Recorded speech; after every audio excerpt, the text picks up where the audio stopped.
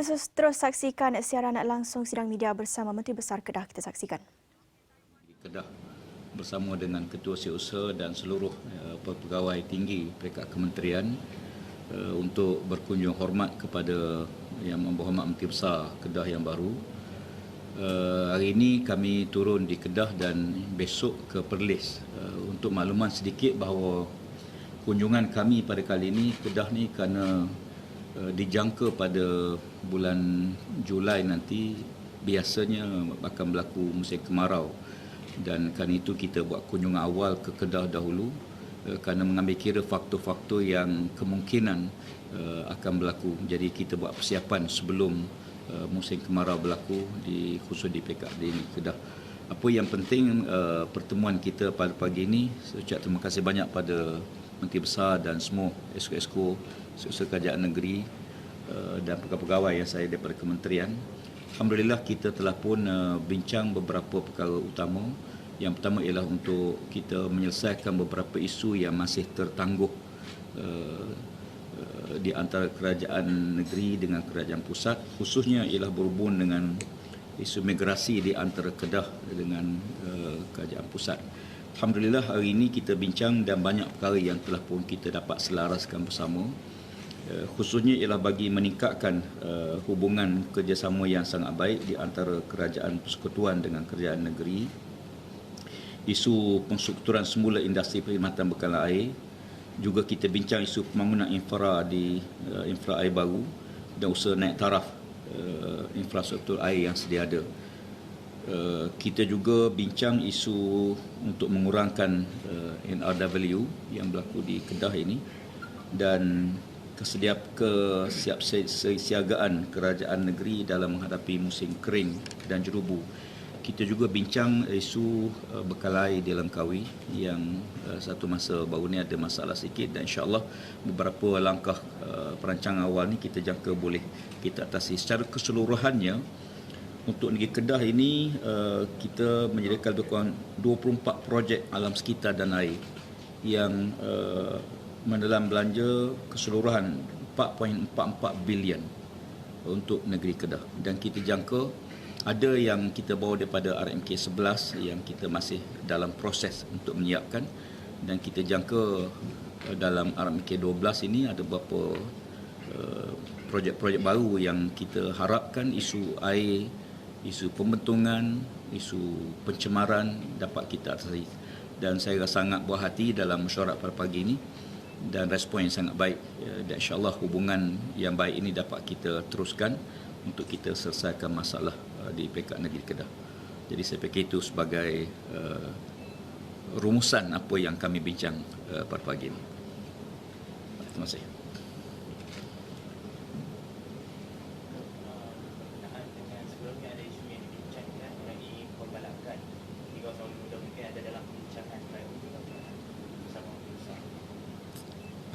Prinsip kita ginilah, prinsip kita negeri dua-dua negeri bersetuju untuk kita memelihara alam sekitar dan bekal air di peringkat negeri.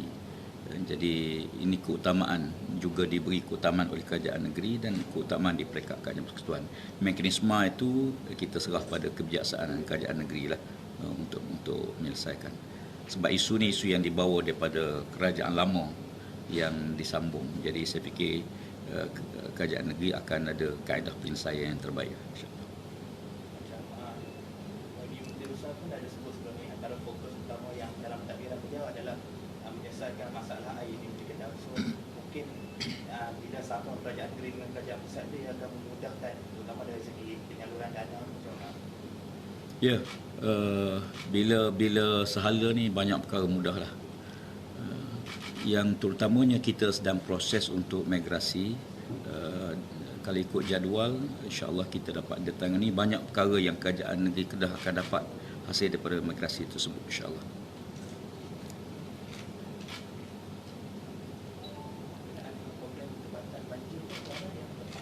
Saya petani ada lawatan ke tapak tempatan banjir, dan insya-Allah berpasas telah pun berjalan dan kita akan turun lapangan lah untuk melihat. Saya nak lihat sendiri tentang projek itu, dan ini pun bersama nanti insya-Allah.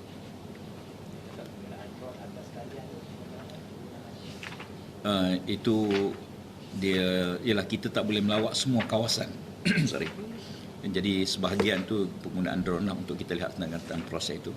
Dan 136 juta. projek ni 136 juta ya tempatan banjir ni, insyaAllah. Jadi kita harapkan dia mampulah untuk mengatasi masalah banjir yang berlaku di Kedah sebelum ini. Mengenai peruntukan penggalan air tadi, kita tahu macam Kedah memang ada masalah sikit air lah pada negara ini. Jadi macam peruntukan tu nanti memang dia bagi kepada kawasan-kawasan yang betul-betul terjejak tu macam mana yang nak mulakan projek itu? Dia ada dua. Satu untuk air bekal air luar bandar. Bekal luar bandar ni kita dah masuk dalam apa yang kita bincangkan tadi. Yang kedua sekali ialah masalah besar yang kita hadapiskan ialah di Langkawi. Masalah bekal air Langkawi ni pertama sekali dia masalah air yang kita salur daripada tanah besar ke pulau. Ada masalah sedikit bukan 5 kilo 5 kilometer MLD yang bocor. 3 kilometer yang perlu dibaik pulih. Dan ini antara benda yang kita bincangkan tadi. Di samping kita sendiri untuk besarkan dia punya takung air di Langkawi sendiri. Dan saya rasa kalau apa yang kita bincangkan tadi, insya-Allah dengan kerjasama yang baik daripada kerajaan negeri, kita harapkan isu bekal air di Langkawi khususnya dapat kita atasilah, insya-Allah. Planning kita sampai 2040. Isu ni kita kalau kita dapat sediakan bekalan ni sampai tahun 2040 ni Langkawi tak ada masalah air. InsyaAllah. Dan untuk tanah besar macam mana pula? Sebab tanah besar pun ada beberapa kawasan yang mana tu macam Tempur yang kita bincangkan tadi itu dapat LRA yang di tender. Ya. Kita dah tender 4 loji rawatan air dan insyaAllah satu lagi pelubang tu yang kita bagi. Jadi mana ada 5 keseluruhan loji air yang kita jangka kalau dengan perancangan inilah insyaAllah bekal air di tanah besar ni pun tak ada masalah. 5 tu boleh Datuk gantikan yang mana 5 di mana satu LRA Bukit Selambau, kosnya 147.78 juta. LRA Sungai Limau 108.41 juta. LRA Jenung Baru 161.98 juta. LRA Lubuk Buntal Lama 57.42 juta dan LRA Pelubang 455.98 juta. sekarang ni Datuk peringkat apa peringkat? Dana dah selalu ke atau peringkat apa dana Dah di tender. memulakan 4 yang dah ditender. Maknanya dah tender lah, dah mula gerak kerja insya-Allah.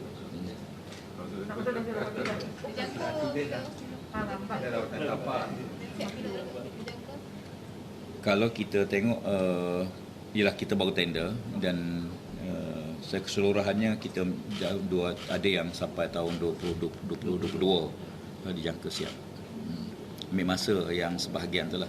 Ada yang kita jangka siap dalam yang telah kita tender awal tu, kemungkinan contohnya macam Bukit Selambau tu kita jangka lebih awal daripada itu. Kalau kos di Langkawi tak ada. Kos di Langkawi 600 juta. lebih kurang 600 juta. Sudah. Yang tadi 5 projek 930 juta. 55 tu. Yang 5 tadi 930 juta. Yang 4 telah ditender, 1 pelubang tu masih belum ditender lagi. Di Langkawi tu 600 juta termasuk dengan air di bawah tu lah. Yang baiki pipe di bawah. Bocor. bawah. Yang tu tender dah buka. Di Langkawi. Belum. 3 kilo. 3 kilometer. Kilo. Itu projek yang Dr. Mahathir sebut sebelum ni kan, YB Xavier yang Langkawi tu, yang baik tu pecah. Dah selalu. Sebut banyak kali lah tapi belum mula. Kita akan mulakan segera. Kita akan buat lah. Q1 tahun depan apa? Suku pertama tahun depan.